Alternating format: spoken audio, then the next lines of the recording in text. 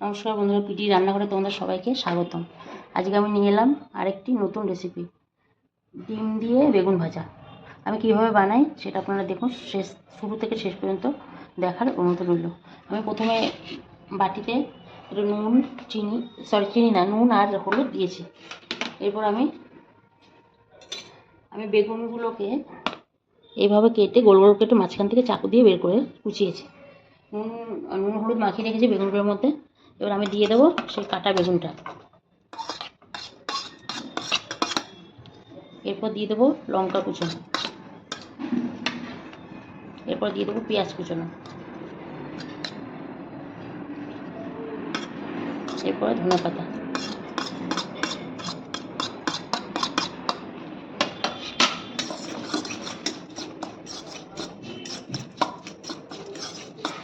Mix করি।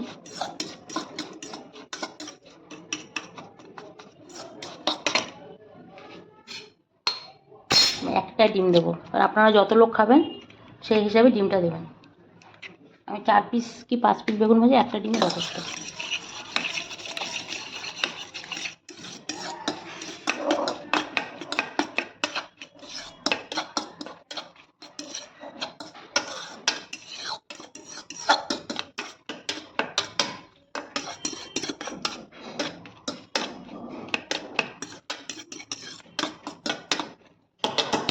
Mix হয়ে গেছে আমার।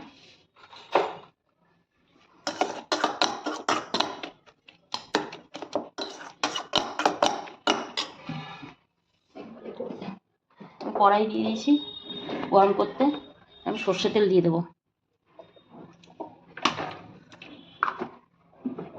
তেলটা গরম করব।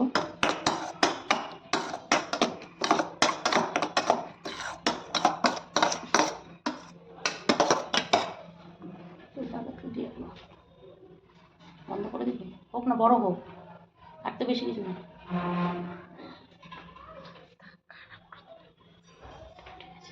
আমার তেলটা গরম হয়ে গেছে, আমি বেগুনটা দিয়ে দেবো।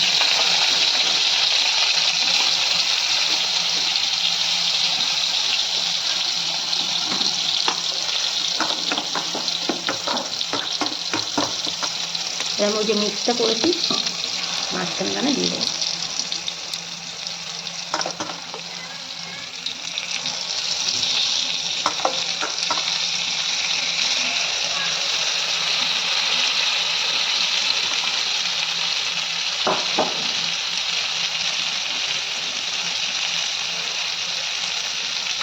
আমি এটা ফুটে দেবো। আবার আমি দুটো দিয়েছি কড়াইতে, দেখুন ভাজার পরে যে উল্টানোর পরে ঢাকা দিয়ে দিয়ে এটা করতে হয় ধিমা আছে। আমার তৈরি হয়ে গেছে আজকের ডিম দিয়ে বেগুন ভাজা। আমার আজকের এই রেসিপিটা আপনাদের কেমন লাগলো অবশ্যই জানাবেন। ভালো লাগলে আমার চ্যানেলটাকে সাবস্ক্রাইব করে দেবেন, আর পাশে থাকা বেল আইকনটা অবশ্যই প্রেস করে দেবেন। আজকের মতো এ পর্যন্ত। আবার আমি হাজির হব আপনাদের সামনে নতুন কোনো রেসিপি নিয়ে। সুস্থ থাকবেন, ভালো থাকবেন। ধন্যবাদ। আমার চ্যানেলটিকে সাবস্ক্রাইব করে দেবেন।